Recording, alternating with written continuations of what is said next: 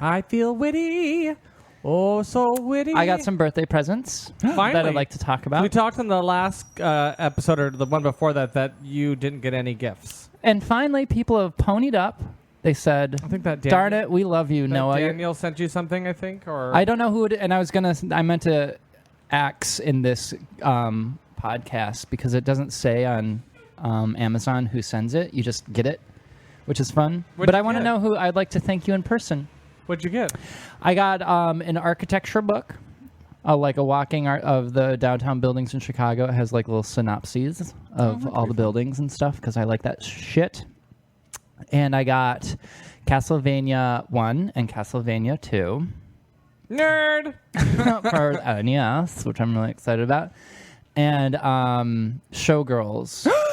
Which I already have Showgirls, but not the... Is it the box set with the pasties? It's not the box set, but it's the DVD that comes with that box set. I figured the pasties and all that would be greedy.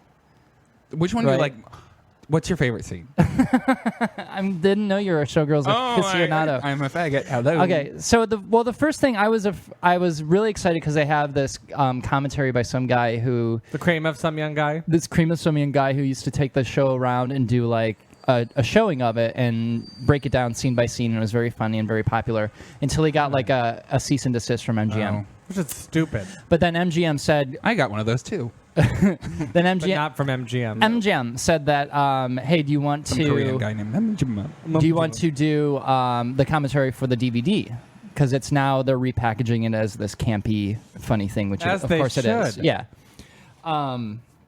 So I was afraid to listen to the track because I have my own dialogue that I have. It's my own Rocky Horror that I've developed over time with my friends, and I didn't want that. Oh, you have friends. I just it's in my head with myself. That's sad. By friends, I mean Beefer and and the sock Puckett. Motherfucker. Another tear in the bucket. So I was afraid to listen to it, and I'm sure there's a lot of people out there who might have that same fear. That you don't want to ruin your own experience. It doesn't ruin it though. He adds to your. Is he nerdy about it? Like what I find really funny about it is he talks in very like hushed, grave tones. He's like, oh, like he's breaking down Citizen Kane. Like it's serious. Like he's like, Nomi, be careful. It's really funny. It's I do want Nomi to be careful. She's coming back. Speaking of Elizabeth Berkley. She stepped it up and danced. She also has some TV show on MTV because she has a website called Ask Elizabeth. So she's going to get like that kind of show where you can ask Elizabeth questions on like an MTV show. And they loved her so much on CSI Miami as David Caruso's like ex-wife. Are you making this up? No, she's got a. She's like for the season, like like TV Guide. I've heard. Has, the spread of the shows coming back this fall, and they show like a picture of the cast or a scene from the show. The CSI Miami one was David Caruso like pointing like a gun and Elizabeth Berkley looking over her shoulder like she's just turned her hair. And it's like, so her hair's up in the air. Is it straight or curly? Farrah Fawcett. It's askance. You can't tell. A wavy? No, her hair. Oh, I think it's straight. Hair is straight. Okay. But that's important. Enough that the CSI Miami cast who's been on it for like 7 seasons don't get in the picture, but she does. Who's the real star? I know. Good for you, Elizabeth Berkley. Good for you. She'll step on someone's neck. Chill. She's chill. All right.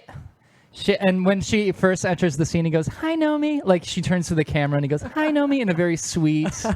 It's really good. I love that. It's very smart. It's very smart how he does it. I love to watch the TBS version and the with the digitized bras. Yes. But you know what else? They digitized out my favorite scene. There's a random scene at the beginning of the movie after she gets her bag still on, blah blah blah. She meets the crazy.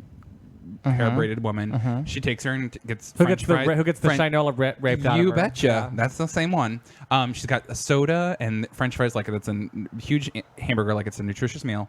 And then she like runs into traffic and pukes. Why? Yes. Why? Why does she puke? Did they edit that out? They take out. They digitize the puke. I was like. How God dare bless you? Why does she puke? Have you ever been so moved to emotion that you went out and puked? Her bag was just stolen, so you can imagine how distraught she would be. She had something. Well, the thing is, there's subtext, like Esther Haas likes to try to do, in that you're supposed to infer that there's something very important in that suitcase, and you never know what it is. Subtext: vomit. So she's so upset at whatever she lost that she pukes. What do you think? Maybe it's her immorality. What do you think's in that suitcase? Oh, wow. It might be drugs. That's it. I'm going to write up. But the thing is that the other thing because you find out I love the movie, but the thing that ticks me off though is that not until the end, until she kicks the Shinola out of the guy that raped the Shinola out of her friend, that Andrew we know Carver, that we know that she has mad skills in protecting herself. Like until then, well, the thing is, it's kind of a dance because she like pirouettes and shit and like does kicks. So it's basically she's dancing on his face.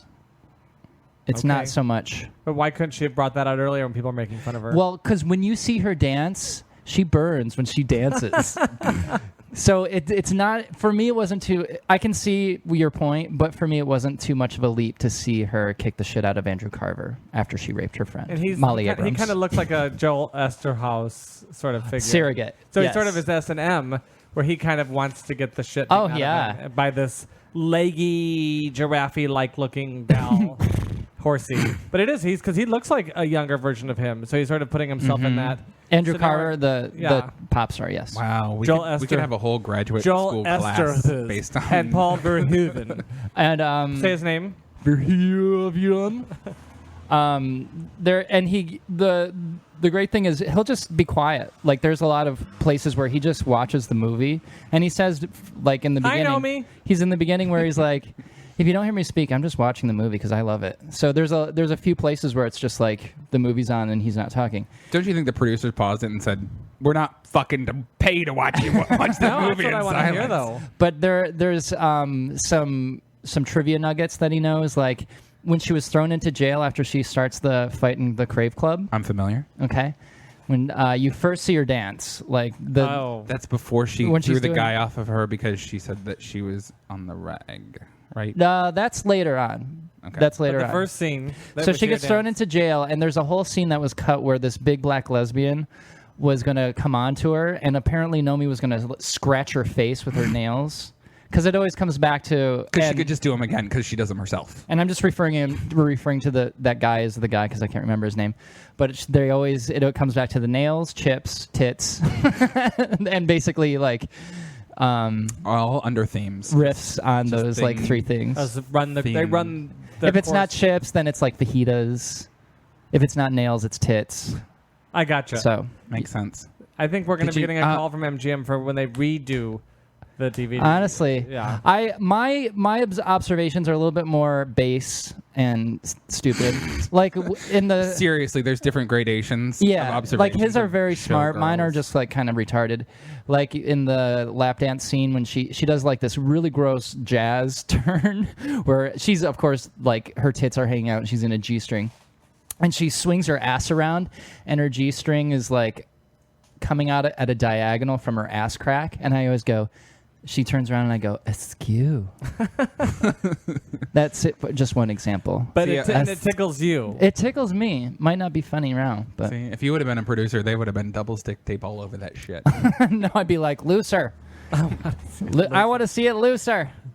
It is. When I first discovered the movie, like living in Omaha, and I'd heard about it, but I didn't see it in the theaters, and I was grading some papers because I was a teacher, and I had those teacher nightmares, as I said earlier in the show.